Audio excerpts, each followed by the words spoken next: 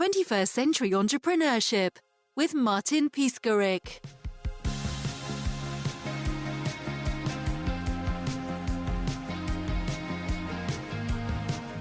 So Martin, thanks for having me on. The reason that your listeners should pay attention to this podcast is every business owner exits at some point.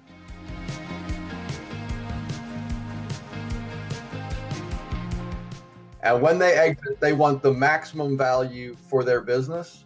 And that's what I and the folks at Braincatcher do for our clients. We help them sell their business for the absolute top market value available at the time when they exit. Well, Martin, it's an honor to be on your podcast. You do a great job. You have a fantastic audience of entrepreneurs. Just a little bit about me. I started life as a physicist, believe it or not. And then I spent quite a few years working my way sort of up the ladder in corporate America. Finally got so miserable at that I left and bought my own company. We actually bought quite a few, the largest of which we ultimately sold about 10 years after we bought it to a publicly traded company. I'm still involved passively in a few others, but once we exited, I really wanted to help other business owners and entrepreneurs achieve the same kind of success that we'd achieved. We were very blessed.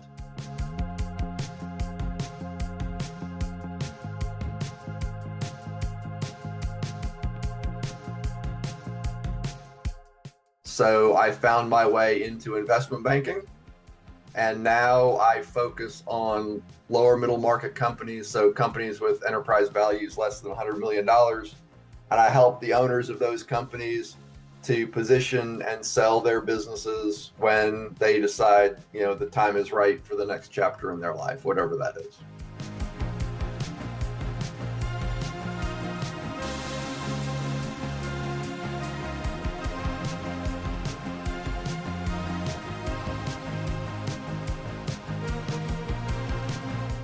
I spend my days talking to business owners, some of whom are just sort of kicking the tires, and some of whom are absolutely ready to sell their company, right?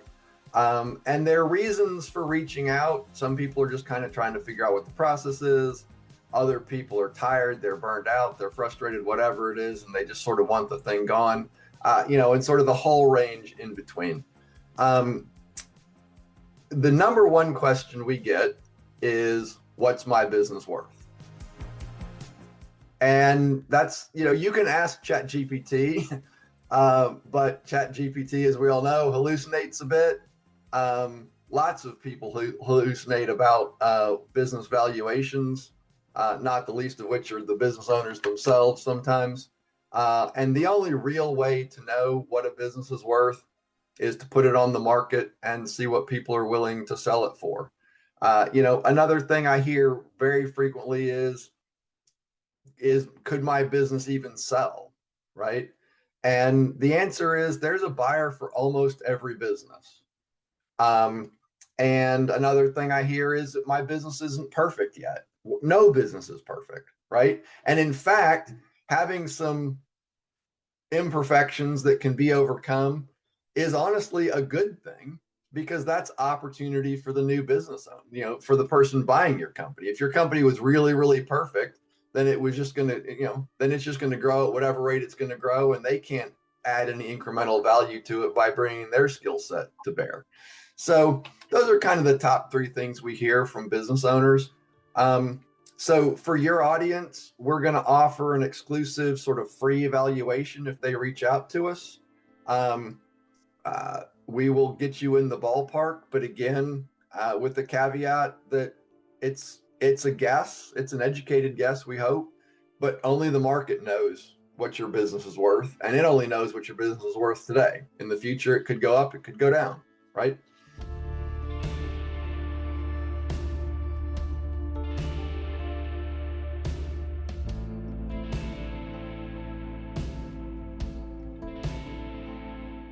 We were chatting a little bit before we got started about kind of the things that go into a successful exit. And you asked me to sort of elaborate on that. So the first thing that you really kind of have to have in place is your financials, right? So now listen, let me start by saying if you don't have any one of these things, all of these things can be overcome, right? However, if you're not trying to sell tomorrow and you kind of want to get ready, these are sorts of the categories of things to start thinking about. So category number one is your financials, right? So the first thing is have them in QuickBooks or Xero or FreshBooks or something, and keep them up to date, right? You should close every month at the end of the month, and it should be accurate, right? If you need an accountant or a bookkeeper to help you, do that, right? We're going to create kind of a third view of your financials when we take you to market that's going to support the valuation of your business. But that's work that we do on your behalf, but it really helps to have clean, accurate financials to start with. The second thing is the value of a business that's dependent on the owner is lower than the value of a business that has people and processes and procedures and systems and all of the things in place, so that the owner is really working on the business, not in the business. You hear that phrase a lot, but it's never more true than when you're trying to exit a business. We have a saying in our field: no one wants to buy a job. And if you're the hub from which all the spokes radiate in your business, then they're buying a job. They're not buying a business. So that's the second thing, and then the third thing is to the extent that there are processes, to kind of have them documented, or at least have a thought of how you're going to train the new owner, who the people are within your company, if there are people, who are going to get them up to speed. So those are kind of the three things that I would think about that buyers are going to ask about.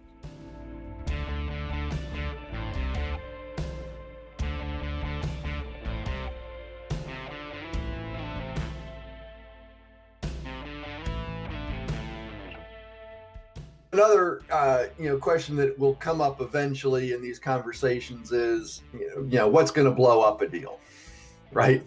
So let me take a step back just for a second and talk real quick about process. So the process of selling your company is going to look like some period of time where you get the marketing materials ready for your business, whether it's an offering memorandum or the financials or whatever, but you've got to let buyers know what it is that's for sale. Okay, so you do that. Then you have to get that in front of buyers. That's sort of the marketing phase, and different people have different approaches to doing that. The approach we have at Raincatcher, I think, is really, really solid. We typically get 100 or more people into the data room where they can see information on the business. We typically get, call it 25 indications of interest and 10 or more LOIs. So we have, our listings tend to be very, very active, but nonetheless, the end of that whole kind of marketing process is a letter of intent. And the reason that the letter of intent is important is, number one, it specifies the key terms of the transaction that's going to take place. And number two, it makes you exclusive. So you're now engaged to this buyer, right? And from there, you're going to go through due diligence and ask a purchase agreement, negotiations on all of these things. But I think of that letter of intent sort of as the summit of the mountain, right? And if you climb mountains, you think that the goal is to reach the top of the mountain. But no, in fact, it's actually to get back down off of the mountain safely and home to your family, like if you're climbing Mount Everest. More people die on the way down. Well, it's the same thing in deals. More deals die in due diligence and purchase agreement negotiation than don't get an LOI at all, right? So why is that?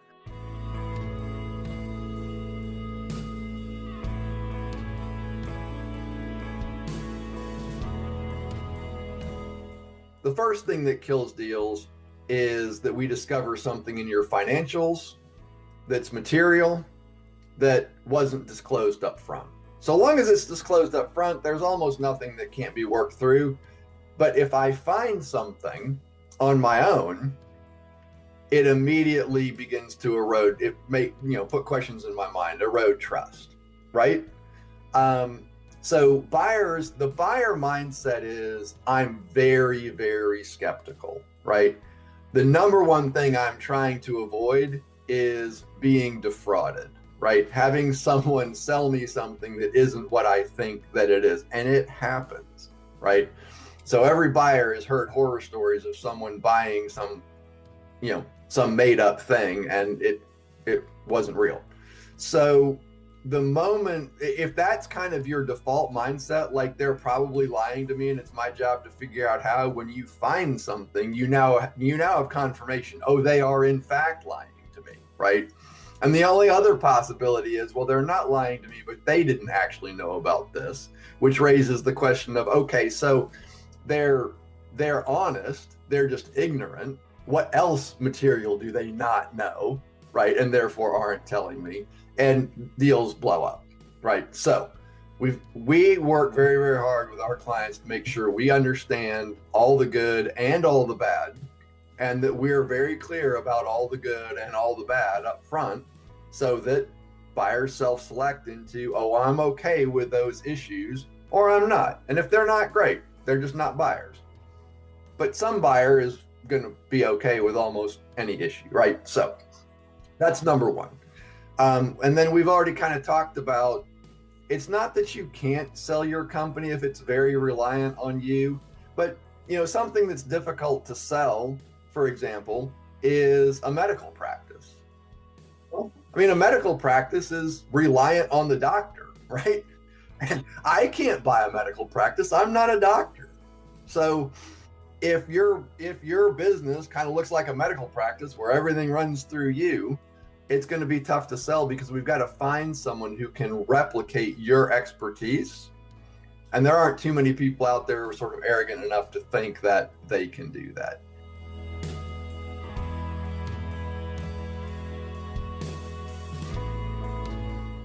After that, so long as we've done a good job in creating your LOI and really getting the deal terms kind of pre-negotiated up front, right?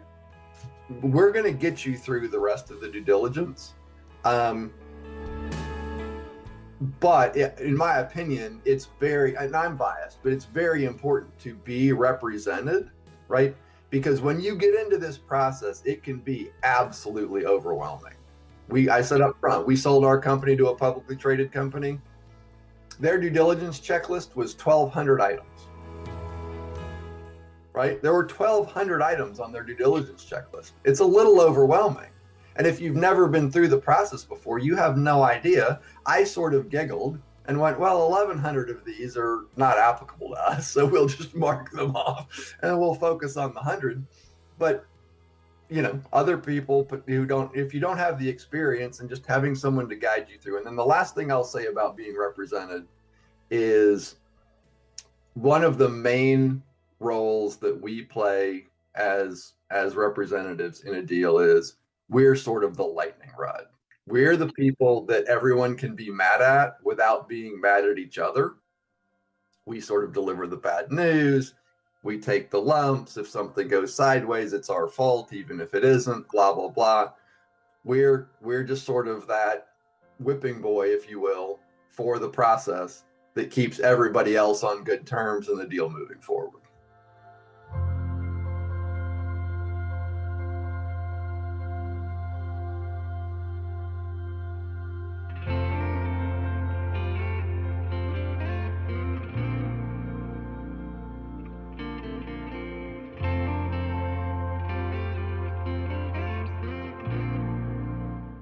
Business brokers have a little bit of a bad name. And in my personal opinion, it's well deserved. It's well deserved. Now, I'm not talking about middle market investment bankers who work on Wall Street, who work on 9, 10, 11, 12 figure deals. I'm talking about the people who are helping to sell the car wash in your town, who are doing a $3 million or a $5 or $10 million transaction. The folks on Wall Street, they all have licenses. They're all overseen by some combination of the SEC and FINRA. It's not true in the lower middle market. Dirty little secret. Anybody can go out this afternoon and say they're a business broker, and they're a business broker. Okay. There are licenses that you can, and in my opinion, should have, but there's gray area in the rules that allow people to practice this trade, this craft, without any credentials. So I would love to work with anybody in your audience, right? But the most important thing is they work with someone qualified, whether it's me or somebody else. So I encourage anyone who's engaging a representative for a business exit to ask what their licensing is. And if it's not a FINRA Series 82 or Series 79, then you should probably keep looking. That's just my opinion. But there are so many people out there doing small deals, medium-sized deals that are not qualified. And that is why I became an investment banker. I did many transactions, both as a corporate executive and then with my own money as we were building our company. And I saw so many deals. In my opinion, the number one reason why deals didn't get done wasn't the business or the business owner, it was the business broker. And I wanted to try to help that. So that's why I got into this business. Hopefully I'm doing a better job. But one way to tell is, have they taken the time and invested the energy and the money to go get the education, to get the credential? Again, Series 82, Series 79 from FINRA. That at least suggests that you've got someone who probably knows what they're doing.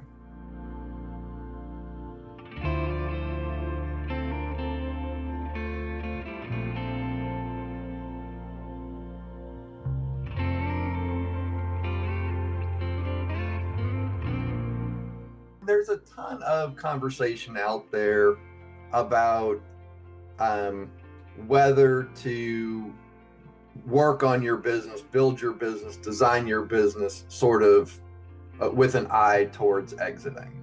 So, Stephen Covey said, begin with the end in mind. And so this is kind of down that track. Like, hey, think about how you want to exit your business and then do things that sort of take you.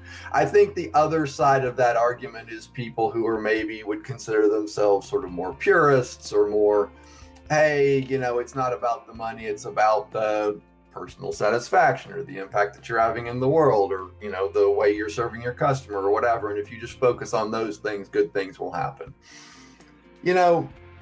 To me, it's a little bit a matter of religion, if you will. Like, yes, I think if you focus on all the business fundamentals and you do them well, then when the time comes to exit, you're going to have a very nice asset that'll probably be relatively easy to sell. And if you think about all of the things that you probably need to have in place in order to have a good exit, and you focus on sort of maximizing those things, I think you're going to do all these good things in your business, right? Like, just take customer service as an example. Hey, our goal is 100% customer satisfaction. Great. Then when you get to the end, you're going to have lots of 5-star Google reviews. You're going to have an A+ Better Business Bureau rating if you're in the United States. You're going to, your Trustpilot score is going to be 4.98, whatever. Okay, great. Well, if you focus on having, 500 5-star Google reviews and a 4.5 or, 4.9, or I don't really think it matters. So pick the thing that works for you. Like, if you like really thinking about the future and then designing the present to lead to that, look at it that way. If you like looking at the things that are right in front of you that you can really influence and maximizing and optimizing those, great, do that. All I would say is, in either case, make sure it's the right list. Like, make sure you get everything on the list, make sure you're intentional about it, make sure you've got a system for setting goals and achieving those goals and following up and going to the next step, whatever it is. Hope's not a strategy. So have a system, whatever it is, and have a mindset, whatever it is.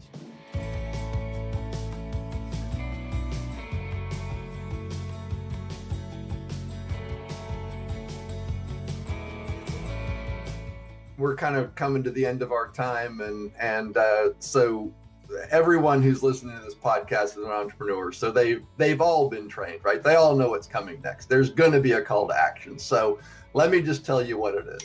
The call to action is follow the link in the show notes, send me an email, and let's have a conversation. I hope it's come across in this conversation, or in our time together. I love entrepreneurs. I was one. I loved being one. I was very happy when I wasn't one anymore and I had exited successfully. And so the reason that I'm doing this today is not because I need to, but because I truly have a passion to help other business owners exit well. It's never too early to start. You're not wasting my time if we have a conversation and you say, Marvin, it's going to be 10 years before I'm ready to sell this, but I'd like to be ready when I am. That's great. I love those conversations. And if the conversation is, I want this sold, 10 days ago, that's a fine conversation too. I'm going to do this until I can't do anything else anymore. I have a really long time horizon. I hope to still be an investment banker long after you've had your exit. So Martin will put the information to get in touch with me in the show notes. Let's have a conversation. I will not try to sell you. My heart really honestly is whatever is best for you. And if that's just keep doing what you're doing for the next 10 years, great. If that's get some business coaching with some of the partners that we work with and then come back, that's great. And if it's, hey, Marvin, if the valuation comes back between X and Y, I think I might be ready to go. Fantastic. Love to help. 21st Century Entrepreneurship with Martin Piskarik.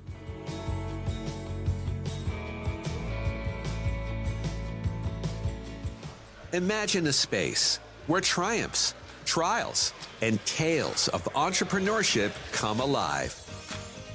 Welcome to the 21st Century Entrepreneurship Podcast, a gold awarded journey hosted by Martin Piskarik, connecting with listeners in 95 countries and ranking in the top 0.5% of all podcasts.